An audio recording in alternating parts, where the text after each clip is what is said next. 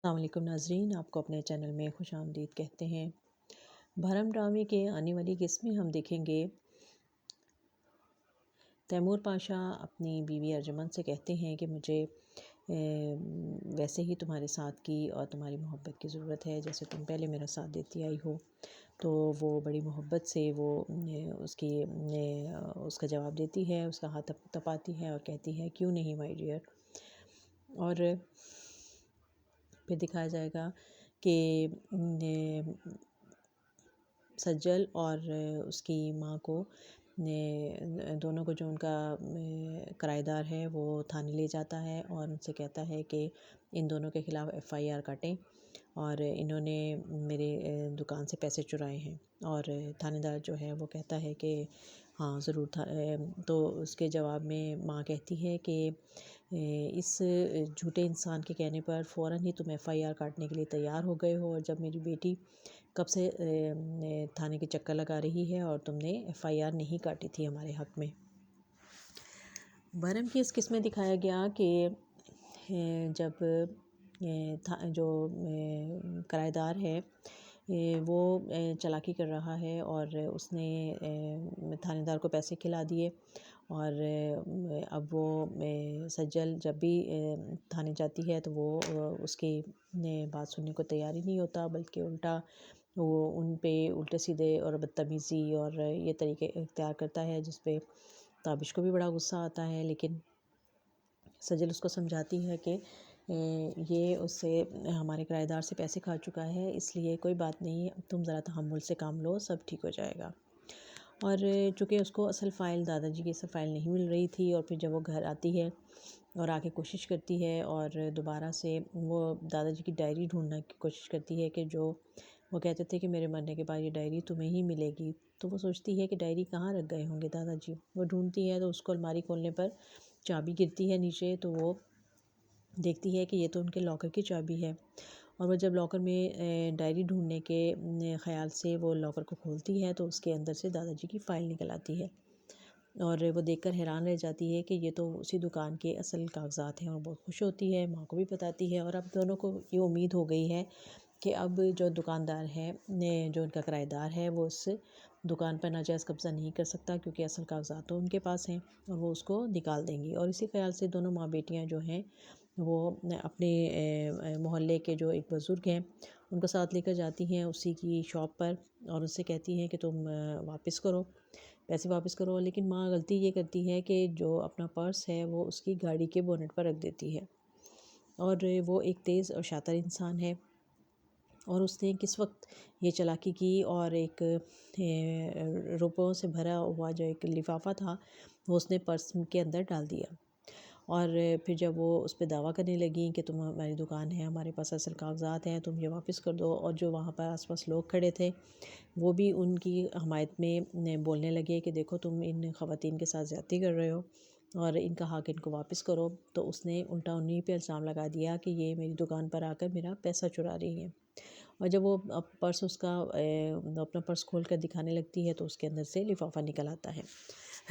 और अब ये दोनों माँ बेटियाँ जो हैं वो बुरी तरह फंस चुकी हैं। उससे पहले हमने देखा कि रिमशा जो है वो चली तो गई है तैमूर पाशा की बेटी बनकर, लेकिन वहाँ पर उसको मसाइल का सामना करना पड़ रहा है।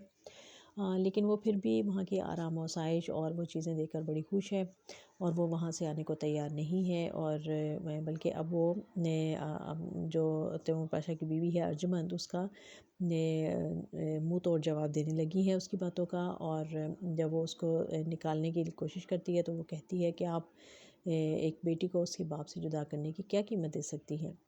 और फिर वो कहती है कि आप मेरे यहाँ आने से खौफज़दा हो गई हैं कि आप मेहरुनिसा का कुछ नहीं बिगाड़ सकी, तो अब आप उनकी बेटी आपके सामने आ गई है तो आप डर गई हैं मुझसे।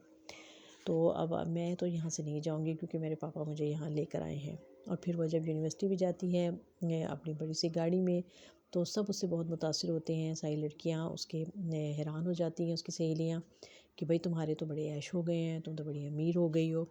और जो वो चाहती थी वो ऐशो आराम उसको मिलना शुरू हो गए हैं। लेकिन तैमूर पाशा की जो बेटी है अलीज़े, वो यकीनन उसके लिए ये चीज़ें बर्दाश्त करना मुश्किल है कि ये उसका हक़ मारने के लिए आ गई है, और ये कहाँ से शराकत दारी आ गई है वो उसके साथ टेबल पर बैठने को तैयार नहीं है। जब वो नाश्ते की टेबल पर आकर देखती है कि ये अली वहाँ पर पहले से मौजूद है रमशा, तो उसका मूड ऑफ हो जाता है। वो कहती है कि मैं तो यहाँ नहीं बैठूँगी, बल्कि मैं इसको यहाँ से निकालूँगी। और वो ज़बरदस्ती उसको खींच कर वहाँ से उठाने की कोशिश भी करती है। बाप भी उसको डांटता है, माँ भी मना करती है, और उसका जो कज़न है वो भी आके उसको समझाता है और फिर उसका हाथ पकड़ कर उसको बाहर ले जाता है। अब और एक और राज जो है वो उससे भी पर्दा उठा कि जब अर्जुमन की एक फ्रेंड उससे को बुलाती है मिलने के लिए और उससे मशवरा करती है कि देखो, जब हमने पैसे देकर हमने हॉस्पिटल वालों से बात की थी और उनसे कहा था कि जो मेहरू है उसकी जो औलाद होगी उसको वो ख़त्म कर दे, और उन्होंने हमें उसकी डेड बॉडी दिखाई भी थी उस बच्ची की। तो फिर ये बच्ची कहाँ से आ गई है और ये कैसे दावा कर रही है कि वो तैमूर पाशा की बेटी है।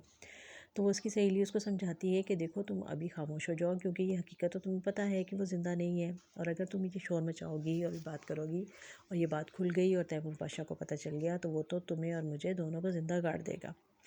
अब ये बात जो है उसकी मुलाज़िमा सुन लेती है, और वो भी सुन के बड़ी परेशान होती है कि इतना बड़ा राज उसको मालूम हो गया है। और अब ये हकीकत जो है आहिस्ता आहिस्ता खुलेगी कि, और ये अर्जुमन जो है वो ये बात सबको बताने की कोशिश करेगी कि ये उसकी असली बेटी नहीं है। और रमशा जो है वो भी इसको चैलेंज कर चुकी है कि अगर आपके पास कोई सबूत है कि मैं इनकी बेटी नहीं हूँ तो वो सबूत ले आइए। तो अब देखते हैं। और फिर कब्रिस्तान में जब सज्जल जो है वो अपने दादा की कब्र पर बैठकर उनको याद कर रही है, उनके लिए दुआएं मग़फ़िरत करने आई है और रो रही है, तो उसी मौके पर देखते हैं हम कि पाशा भी अपनी बीवी की कब्र पर आ जाता है, मेहरू की कब्र पर फातिहा के लिए। और वो जब देखता है कि एक बच्ची ये पास वाली कब्र पर बैठ कर रो रही है, तो वो उसके पास आता है, उसको तसल्ली देता है और कहता है कि ये किसकी कब्र है बेटा जिसके लिए तुम इतना रो रही हो। तो वो जब सारा सब कुछ बताती है तो वो हैरान हो जाते हैं कि अरे, जमाल साहब तुम्हारे दादा हैं। और फिर वो उसको अपने साथ गाड़ी में बिठाकर उसको घर ड्रॉप करने आते हैं। तो रास्ते में सज्जल उनसे पूछती है कि आखिर मेरी फूफो के साथ ऐसा क्या जुल्म हुआ था कि जिसका दुख मेरे दादा जान मरते दम तक नहीं भूले, और वो बहुत ज़्यादा दुखी रहे उसके लिए। तो वो खामोश हो जाता है, कोई जवाब नहीं दे पाता। और फिर जब वो उतर कर जाने लगती है तो उसको कहता है कि कुछ सवाल ऐसे होते हैं कि जिनके जवाब नहीं होते। तो वो कहती है कि असल में रिश्ते तो वही होते हैं जो निभाए जाते हैं, दौलत के बलबूते पर सब कुछ नहीं होता, बल्कि आपका खुलूस और आपकी मोहब्बत होती है कि जो ये रिश्ते निभाती है। उसकी बातों को सुनकर और उसको देखकर भी वो कशिश महसूस करता है तैमूर पाशा, और उसको उसमें मेहरू की झलक भी नज़र आती है। लेकिन अभी तक उसके ज़हन में ये बात नहीं है कि ये शायद मेरी बेटी जो कि मैं अपनी बेटी समझ कर लाया हूँ, मेरी बेटी नहीं है।